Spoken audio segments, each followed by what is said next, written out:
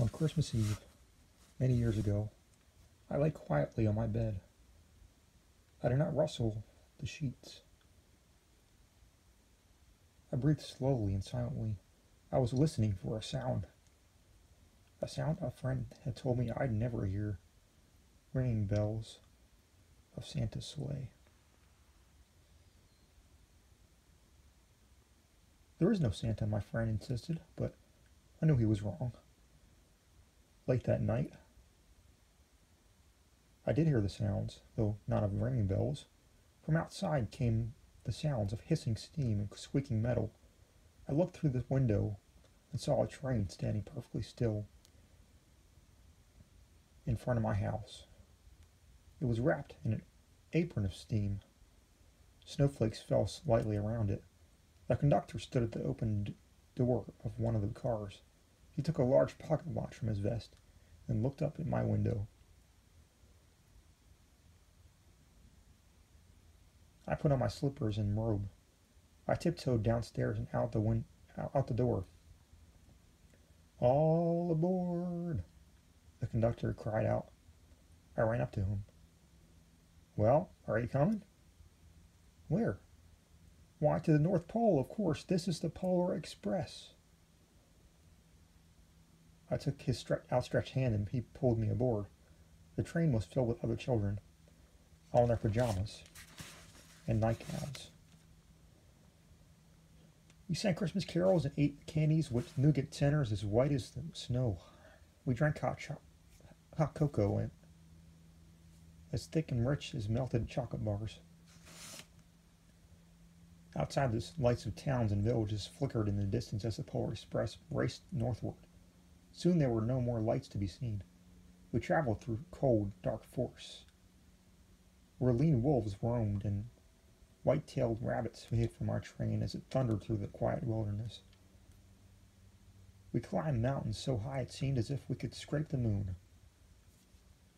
But the Polar Express never slowed down. Faster and faster we ran along, rolling over peaks and through valleys like a car on a roller coaster.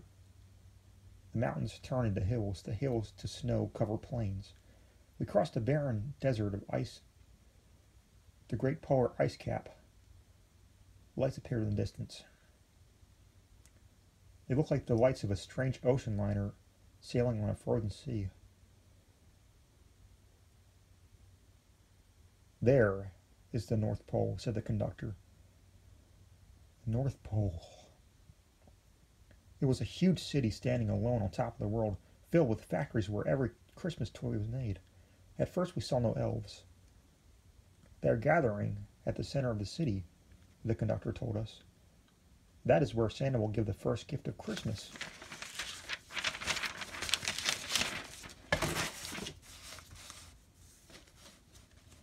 "Who receives the first gift?" we all asked.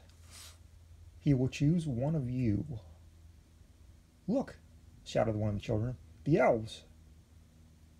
Outside we saw hundreds of elves.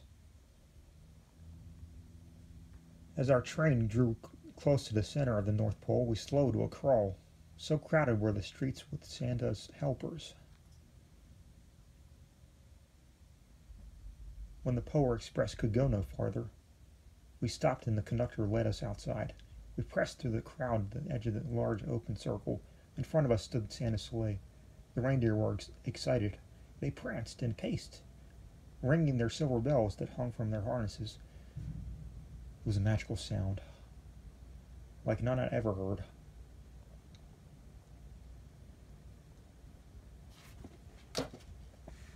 Across the circle, the elves moved apart and Santa appeared. The elves cheered wildly.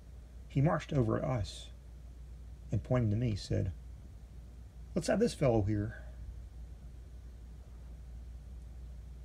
We jumped in the sleigh. The conductor handed me up.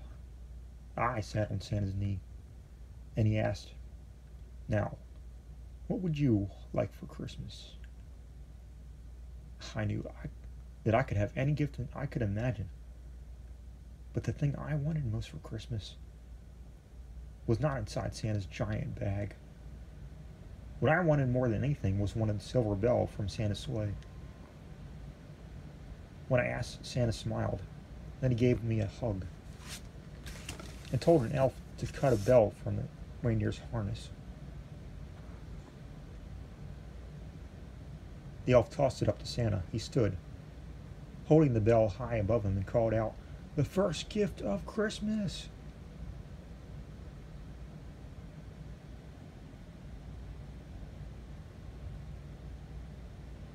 As soon as we were back inside the Polar Express, the other children asked to see the bell. I reached for it in my pocket, but the only thing I felt was a hole. I had lost the silver bell from Santa Claus's sleigh. "Let's hurry outside and look for it," one of the children said. But the train gave a sudden lurch and started moving. We were on our way home. It broke my heart to lose the bell. When the train reached my house, I sadly left the other children. I stood at my doorway and waved goodbye. The conductor yelled something from the moving train, but I couldn't hear him. "What?" I yelled at him. He cupped his hands around his mouth. "Merry Christmas!" The Polar Express let out a loud blast from its whistle and sped away. On Christmas morning, my little sister Sarah and I opened our presents. When it looked as if everything had been unwrapped, Sarah found one last small box behind the tree. It had my name on it. Inside was the silver bell. There was a note. "Found this on the seat of my sleigh. Fix that hole in your pocket, Mr. C." I shook the bell. It made the most beautiful sound my sister and I had ever heard.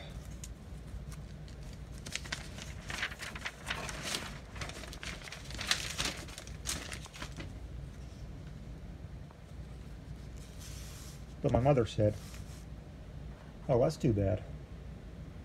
"Yes, it's broken," said my father.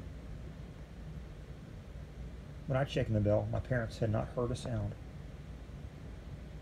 At one time, most of my friends could hear the bell, but as years passed, it fell silent for all of them.